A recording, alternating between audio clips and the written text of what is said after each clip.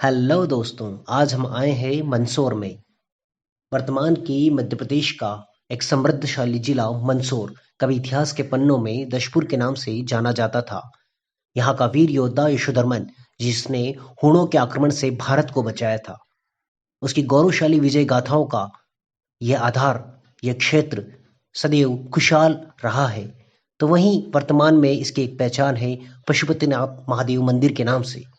आज के साक्षात्कार में एक ऐसे ही विरले इतिहासविद से हमारी मुलाकात होगी जो वर्तमान में मंदसौर की पहचान बना हुआ है। साहित्यकारों से साक्षात्कार की श्रृंखला में आज हमारे बीच मौजूद हैं एक ऐसी शख्सियत जो किसी परिचय का मोहताज नहीं है। स्वागत करते हैं आज के साक्षात्कार में बिना किसी भूमिका के डॉक्टर कैलाश चंद जी पांडे हमारे बीच मौजूद। डॉक्टर कैलाश चंद जी, आपका बहुत बहुत स्वागत है। धन्यवाद। डॉक्टर साहब, आज के साक्षात्कार में आपसे पहला सवाल ये है कि आप अपने प्रारंभिक जीवन और बाल्यकाल के बारे में हमारे दर्शकों को बताएं। मेरा जन्म मनासा तहसील के देवरी गांव में हुआ। मेरे पिता 1955 में यहाँ मंदसौर में शिक्षक के रूप में पदस्थ हुए। मेरा जन्म ऐसे शाहजहाँपुर का है, लेकिन प्रारंभिक शिक्षा प्राथमिक से लेकर के और सारा मेरा अध्ययन काल यहीं हुआ। यहीं से मैंने एमए बीएड किया और उसके बाद में मैं विक्रम विश्वविद्यालय के अंदर में कार्य करने के लिए गया। इतिहास और भूगोल के प्रति आपकी दिलचस्पी कैसे बढ़ी? इतिहास मेरा प्रारंभिक विषय नहीं था। मैंने बीए में इतिहास लिया था, लेकिन इतिहास मुझे बहुत कठिन लगा, इसलिए मैंने इतिहास को छोड़ दिया था। लेकिन आपको मालूम होगा, देश में जब इमरजेंसी लगी तब हिंदी, संस्कृत, अंग्रेजी आदि सभी विषयों में लगभग एमए बंद हो चुका था। ऐसी स्थिति में मुझे मेरे स्वर्गीय गुरु जो डॉक्टर वीएस स्वामी थे, उन्होंने प्रेरणा दी कि तुम इतिहास का अध्ययन प्रारंभ करो, और इस प्रकार से मैंने इतिहास के अंदर रुचि ली। और यहाँ पर मंदसौर से मैंने एमए इतिहास में, आधुनिक इतिहास में मैंने एमए यहाँ से किया।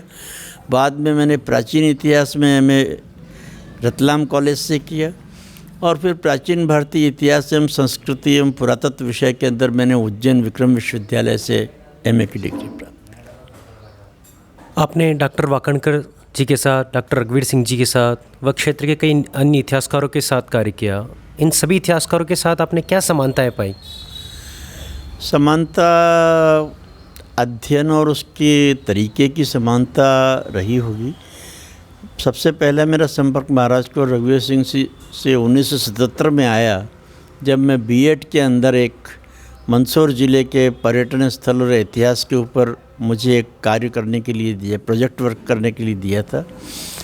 महाराज कुंवर साहब से बहुत सीखने का मौका मिला, क्योंकि वो बच्चों को और जो नव संशोधक थे उनको आगे बढ़ाने में बड़ी रुचि रखते थे।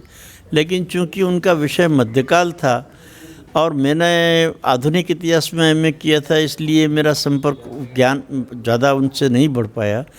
इसके बाद मैं वाकणकर जी के पास चला गया, और वाकणकर जी के पास रह कर के मैंने प्राचीन भारतीय इतिहास, संस्कृति एवं पुरातत्व में न केवल एमए किया, बल्कि मंदसौर उत्खनन, दंगवाड़ा उत्खनन, रुनिजा उत्खनन और बेसनगर के उत्खननों में भी उनके साथ काम किया। मंदसौर में पुरातत्व का संग्रहालय बनाने में आपकी एक प्रमुख भूमिका रही है। किस प्रकार से ये मन में विचार आया, किससे प्रेरणा मिली, और इसको स्थापित करने में आपको किन किन दिक्कतों का सामना करना पड़ा? मंदसौर में संग्रहालय की स्थापना के पूर्व 1 सितंबर 1982 को मेरा पोस्टिंग वर्तमान में जो नीमच जिला है उसकी जावद तहसील के कदवासा गांव में हुआ था। 1 सितंबर को मैंने ज्वाइन किया और 10 सितंबर को वहाँ कलेक्टर महोदय का एक दौरा था। उस दौरे में कलेक्टर साहब पधारे, लेकिन मुझे ये ज्ञात नहीं था कि ये वर्तमान में कलेक्टर है। उन्होंने बातचीत के दौरान मुझे पूछा कि मंदसौर में संग्रहालय क्यों नहीं बनता। मैंने कह दिया, सभी कलेक्टर चोर आते हैं और यहाँ मुझसे मूर्तियाँ ले जाते हैं और मूर्तियों का कोई संरक्षण करते नहीं है, इसलिए संग्रहालय नहीं बन सकता। फिर कलेक्टर साहब ने जाते समय ये बताया कि पंडित जी, मंदसौर में संग्रहालय बनेगा और आप ही उस संग्रहालय को बनाओगे। फिर उन्होंने मुझे आमंत्रित किया ग्रीष्मकाल में मैं अपने साथ में हमारे जो गुरु भाई थे श्री गिरजाशंकर जी रेणुवाल, उनको भी लाए और उसमें हमने फिर मंदसौर संग्रहालय का, चूँकि मैंने मंदसौर ज़िले की मंदसौर तहसील का गांव-गांव सर्वेक्षण कर रखा था, इसलिए मुझे काफ़ी मूर्तियां कहाँ कहाँ पड़ी है इसका ज्ञान था। कलेक्टर पीएस तोमर के प्रयासों से मंदसौर में संग्रहालय बना और वो संग्रहालय पहले हमने, आज में जो वर्तमान के अंदर टीवी टावर है, वहाँ एक नगर पालिका की टंकी है, उसके नीचे हमने वो संग्रहालय बनाया था। बाद में 1986 में जा कर के और तक 1988 तक मैं उस संग्रहालय का अधिकारी भी रहा। बाद में नई पोस्टिंग हुई और फिर अब वो संग्रहालय सम्राट यशोधर्मन संग्रहालय के नाम से अभी वर्तमान में डाक बंगले के पास मौजूद है।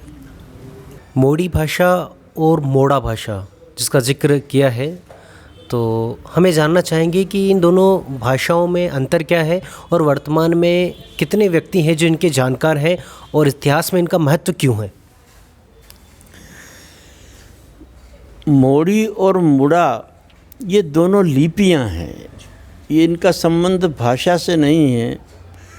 मराठी भाषा की जो लिपि होती है वो मोड़ी कहलाती है और जो प्राचीन काल के अंदर जो बनिए जो लोग अपना बही खाता लिखते थे वो लिपि मुड़ा लिपि कहलाती है, क्योंकि उसमें घसीट लिपि के अनुसार लिखी जाती है, कई मोड़ वाली है इसलिए वो मुड़ा कहलाती है। और मुड़ा लिपि के अंदर जो होता है, जिस प्रकार से मोड़ी में कम मात्राएं होती है, उस प्रकार से मुड़ा लिपि के अंदर लगभग मात्राएं बहुत ही कम होती हैं।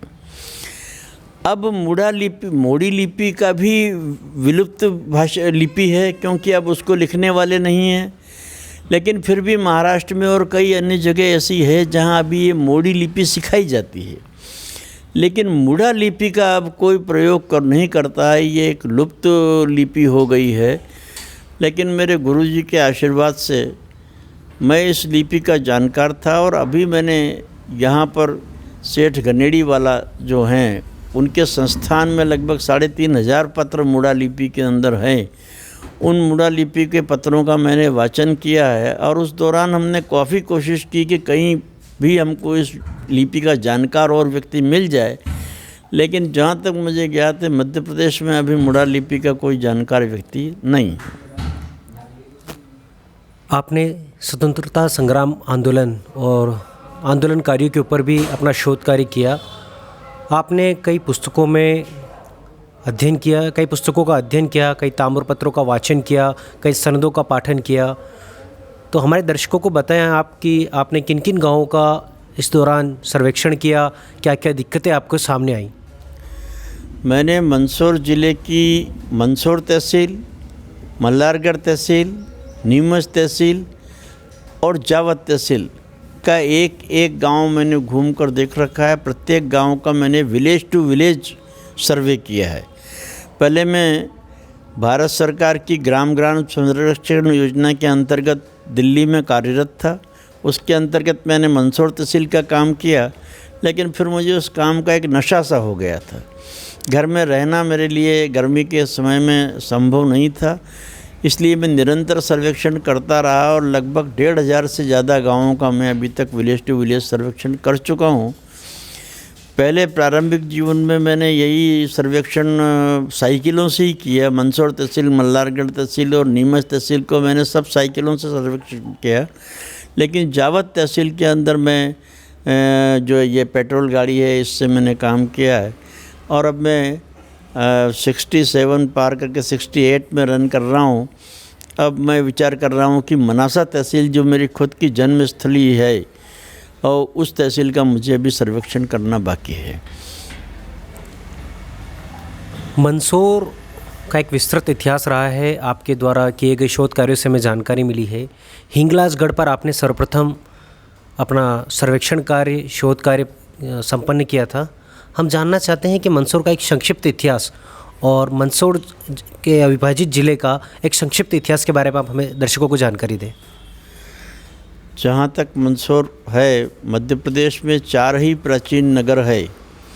उसमें उज्जैन, महेश्वर और मंदसौर, इसका जो प्राचीन नाम है दशपुर नाम इसका है। और विदिशा, ये 4 नगर सबसे प्राचीन थे। और हमें बड़ा सौभाग्य की बात है कि मंदसौर ज़िले के अंदर भारत के स्वनामधन्य इतिहासकार पद्मश्री विष्णु श्रीधर वाकणकर जी का जन्म नीमच तहसील के नीमच मुख्यालय पे हुआ। प्रख्यात अभिलेखविद डॉक्टर हरिहर विट्ठल त्रिवेदी रामपुरा के निवासी थे। स्वर्गीय महाराज कुंवर रघुवीर सिंह देश के जाने माने इतिहासकार सीतामऊ के निवासी हैं। इस प्रकार से ये क्षेत्र इतिहासकारों की भूमि रहा है। और यहाँ इस क्षेत्र के अंदर ताम्राश्म युग से लेकर के और हमको वर्तमान काल तक की बस्तियों के आवास मिलते हैं, क्योंकि नीमच में ब्रिटिश कैंटोनमेंट था, वहाँ पारसी लोग रहते थे। पारसी लोग व्यापार करने के लिए अंग्रेज़ों के साथ आए थे। तो हमें 4,500 साल से लेकर के और ब्रिटिश काल तक के इतिहास की झलक हमें इस क्षेत्र में प्राप्त होती है। ये जो क्षेत्र ज़िला है ये लगभग 8-9 रियासतों से मिलकर बना है।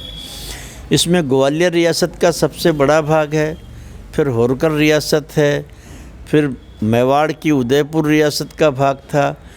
इसके सिवाय देवास की छोटी पांति पंवारों की है, जावरा नवाब का राज्य का भाग रहा है, सीतामऊ स्टेट रही है। इस प्रकार कई स्टेटों का यहाँ पे विलय हुआ है। और इस प्रकार से यहाँ पे एक मिली जुली संस्कृति और मिला जुला इतिहास और पुरातत्व यहाँ पर उपलब्ध है। भारत में गुप्त ओलिकर काल के अंदर ओलिकरों के साम्राज्य की मंदसौर राजधानी रहा है। और उनके ज़माने की में शिल्पकला के अंदर अद्भुत कार्य हुए हैं। जैसा कि आपने देखा है, किले के अंदर रखी हुई विशाल परशुधारी शिव की 13 फुट ऊंची प्रतिमा, सोंधनी में रखा हुआ 42 फुट ऊंचा कीर्ति स्तंभ, 8 मुँह वाली भगवान पशुपतिनाथ की प्रतिमा, सहस्त्रलिंग, द्विलिंगी लकुलीश, ऐसी दुर्लभ प्रतिमाएं इस क्षेत्र से प्राप्त हुई है। मंदसौर ज़िले की भानपुरा तहसील में हिंगलाजगढ़ नामक का स्थान जो है प्रतिमा शिल्प का बहुत बड़ा विशाल केंद्र रहा है। भारत के अंदर इतनी प्रतिमाएं संभवतः किसी एक स्थान से नहीं निकली होगी जितनी हिंगलाजगढ़ से निकली है। मंदसौर ज़िले में इंदौर के केंद्रीय संग्रहालय में, भोपाल के बिरला संग्रहालय एवं राज्य संग्रहालय में और बाहर भी अनेक स्थानों पर हिंगलाजगढ़ की प्रतिमाएं प्रतिष्ठित हैं। और प्रतिमाएं नहीं, कक्ष के कक्ष हिंगलाजगढ़ की प्रतिमाओं से भरे हुए हैं। यही कारण है कि मंदसौर ज़िले में प्रतिमा तस्करों का भी बड़ा ध्यान है। और यहाँ से कई प्रतिमाएं, जिनकी संख्या मैं समझता हूँ कि 100-200 से ज़्यादा ही होगी, अभी तक चोरी हो चुकी है। यशवंतराव होलकर की द्वितीय राजधानी मंदसौर रहने का सौभाग्य कि जो भानपुरा तहसील का भानपुरा मुख्यालय है वो राजधानी के रूप में भी रहा है। इस प्रकार से ये नीमच का जो CRPF कैंट है ये छावनी, ब्रिटिश छावनी के रूप में रहा है। ऐसे कई स्थान यहाँ पर मौजूद हैं जिनका इतिहास में हम नामचीन रूप से उल्लेख कर सकते हैं। आपके द्वारा दशपुर प्राची शोध संस्थान के माध्यम से क्षेत्र में काफ़ी लंबे समय से कार्य किया जा रहा है। हमारे दर्शक जानना चाहते हैं कि आपके संस्थान किस प्रकार से कार्य करती है। हम मुख्य रूप से ग्राम ग्राम सर्वेक्षण करते हैं। जो लोग, इसके सिवाय भी जो लोग अपने गांव की कुछ विशेषताएं जानना चाहते हैं या उनके गांव में कोई पुरा संपदा है और उसका इतिहास जानना चाहते हैं तो वे हमको आमंत्रित कर सकते हैं। हम वहाँ पर ताम्रपत्र है, पुराने पत्थरों पर लिखे हुए अभिलेख हैं, अगर उनके पास कागजात हैं तो वो है, उनका वाचन करके उन्हें इस बात से अवगत करा सकते हैं कि वो कितने महत्वपूर्ण हैं। साधारणतः होता ये है कि गांव में लोगों के पास पुराने कागजात उपलब्ध होते हैं, पुरानी पांडुलिपियाँ उपलब्ध होती है, लेकिन वो उनको समझ नहीं पाते हैं। वो पुराने पत्थरों पे लिखा होता है तो वो समझते हैं कि खजाने का बीजक है, और पढ़ ना पाने के कारण या तो उसको वो नष्ट कर देते हैं या फिर उसका कोई उपयोग नहीं करते हैं। ऐसे व्यक्ति हमको आमंत्रित कर सकते हैं, ऐसे व्यक्ति अपना संग्रह हमको दिखा सकते हैं। हम उनको इस बात की जानकारी प्रदान कर सकते हैं कि इस सामग्री का कहाँ उपयोग हो सकता है। यह हमारा मुख्य कार्य है। आपको राष्ट्रपति पुरस्कार भी मिला, 2 बार राज्यपाल पुरस्कार भी मिला और भी कई अन्य नेशनल और इंटरनेशनल पुरस्कारों से आप सम्मानित हुए। तो अपनी इस यात्रा को आप किस प्रकार से देखते हैं? कार्य निरंतर करते रहना था और मैंने कभी पुरस्कार के लिए इसका कार्य नहीं किया। मैं तो काफ़ी लंबे समय से सन 1975 से जब हमारे गुरु स्वर्गीय विष्णुशंकर वाकणकर पद्मश्री ने मंदसौर में पहली बार उत्खनन प्रारंभ किया था, तब से ही मैं उनके साथ जुड़ा हुआ था। 1975 से करने के बाद 1982 में मैं जब शासकीय सेवा में आया और 1986 के अंदर मैंने सबसे पहले राज्यपाल पुरस्कार के लिए आवेदन किया था 96 में। वो मुझे 97 में प्राप्त हुआ। उसके बाद मुझे 2000 में राष्ट्रपति पुरस्कार प्राप्त हुआ और मैं जिले का प्रथम राष्ट्रपति पुरस्कार प्राप्त करने वाला व्यक्ति हूँ। इन पुरस्कारों के सिवाय भी मुझे आगा खां अंतर्राष्ट्रीय फाउंडेशन ने पुरस्कृत किया, IIM अहमदाबाद ने पुरस्कृत किया और भी कई। मुझे 2017 में जब मैं रिटायरमेंट होने में मेरे कुल 5 दिन बाकी थे, तब मध्य प्रदेश शासन ने मुझे अखिल भारतीय विक्रमादित्य पुरस्कार से भी सम्मानित किया। इनके लिए मेरा कोई ऐसा विशेष प्रयत्न नहीं रहा, लेकिन इस महायात्रा के दौरान जो अपन कार्य करते हैं उन कार्यों की जानकारी जब जहाँ जहाँ भेजी और मेरा ये सौभाग्य रहा कि जहाँ जहाँ मैंने अप्लाई किया वहाँ वहाँ मुझे सफलता प्राप्त हुई। ये सफलता का श्रेय मेरे गुरु स्वर्गीय वाकणकर जी का आशीर्वाद मैं इसे मानता हूँ और मेरे सारे शुभचिंतक जिन्होंने मुझे इस कार्य के लिए प्रोत्साहन दिया उन सब का मैं इसमें आभार प्रदर्शन करता। कठिन चुनौतियों का आपने निरंतर सामना किया। आज के समय में भी हम देखें तो इस प्रकार का शोध कार्य करना बड़ा मुश्किल होता है। आपने उस समय की बड़ी गंभीर चुनौतियों का सामना करते हुए साइकिल से घूमकर अपने शोध कार्य किए। तो ये प्रेरणा आपको कहाँ से प्राप्त होती, इतनी ऊर्जा आपको कहाँ से मिलती थी? ये हमारे जब हमने गुरु के पास में अध्ययन करने गए तो हमने 4 साल तक वहाँ पर उनके घर पर रहकर गुरु शिष्य परंपरा में अध्ययन किया। कोई डिग्री वहाँ से प्राप्त नहीं की, लेकिन गुरु की सेवा करना और उनसे ज्ञान प्राप्त करने में मैंने सन 76 से लेकर के 80 तक का साल उसके अंदर बिताया। 82 में मैंने गुरु जी का आश्रम छोड़ा। उस दौरान जो सर ने मुझे अंतिम विदाई शिष्य के रूप में दी तो 2 बातें कही। पहले उन्होंने कहा मुझे गुरु दक्षिणा दो। जब मैंने कुछ रकम समर्पित की तो उन्होंने कहा नहीं, जब तक तुम इस कार्य को कर सकते हो तब तक यह कार्य करना। तो सन 82 में मैंने 24 अगस्त 1982 को अपने गुरु से जो गुरु दक्षिणा में उनको कहा था कि मैं जब तक रहूँगा, अभी मैं 68 वर्ष की उम्र में चल रहा हूँ और अभी भी मैं निरंतर इतिहास की शोध कार्य के अंदर अपने गुरु के आशीर्वाद से संलग्न हूँ। दूसरा गुरु का ये था कि जिस दिन मैं अपने शिष्य की परीक्षा में तुम्हें उस दिन पास करूँगा जब दिन की तुम्हारे नाम से मंदसौर में चिट्ठी मिल जाएगी। भाग्य से 2 साल बाद ही गुरुजी ने एक पत्र भेजा और उसमें उन्होंने केवल कैलाश चंद्र पांडे मंदसौर लिखा और वो चिट्ठी मुझे मिल गई। सर ने मान लिया कि मैं उनकी परीक्षा में उत्तीर्ण हूँ और ये सर का ही आशीर्वाद था कि आज दिन तक इस जो ज्ञान उन्होंने दिया उस ज्ञान का निरंतर लोग उपयोग कर रहे हैं। मुझे लोग ताम्रपत्र पढ़ने के लिए बुलाते हैं, प्राचीन पांडुलिपियाँ पढ़ने के लिए बुलाते हैं, प्राचीन सनद पट्टे मूर्तियों के प्रतिविज्ञान के लिए बुलाते हैं, अभिलेख पढ़ने के लिए बुलवाते हैं, किलों के नक्शे बनाने के लिए बुलवाते हैं और कई प्रकार के इतिहास के लिए मेरे पास में निरंतर लोग आ रहे हैं और मेरा काम उन्हीं सब लोगों के सहयोग के लिए अभी तक चल रहा है। बाबूजी, एक आखिरी सवाल है आपसे। बाबूजी कहने का तात्पर्य कुछ नहीं है, बस एक स्नेह के माध्यम से मैं आपको बाबूजी कह रहा हूँ। तो सर आपसे एक आखिरी सवाल ये है कि दुर्गबाण चंद्रावत के ऊपर एक शॉर्ट मूवी प्रस्तावित है, तो उस दुर्गबाण चंद्रावत का व्यक्तित्व क्या है उसके ऊपर आप प्रकाश डालें। और आपने काफ़ी लंबा समय सिंगोली अंचल में भी बिताया है, तो कुछ वहाँ के इतिहास के महत्व के बारे में बताएं। और मैं चाहता हूँ कि इस बार का जवाब आप अपनी जिस पहचान है उस मालवी बोली में दें। हाँ, जहाँ तक दुर्गबाण का प्रश्न है, अस्तर में बड़े रामपुरा के पास चचोर गांव को खास रहने वाला हूँ। और दुर्गबाण जो था वो निश्चित रूप से चंद्रावत राजाओं का जो इतिहास है उसकी शुरुआत मुग़लों के समय में दुर्गबाण से ही होती है। जब अकबर यहाँ आक्रमण करना चाहता था चित्तौड़ के ऊपर, तब उसने मिर्ज़ा कोका से सलाह ली थी। मिर्ज़ा कोका उस समय में 80 साल का हो गया था। उसने कहा मैं इस युद्ध में भाग तो नहीं ले सकता हूँ, मैं उम्र दराज हो गया हूँ, मगर अगर आपको चित्तौड़ को किलो जीतड़ों में तो पहला रामपुरा पे आक्रमण करो। इसलिए चित्तौड़ पर आक्रमण करने के पहले अकबर ने रामपुरा पे आक्रमण किया था।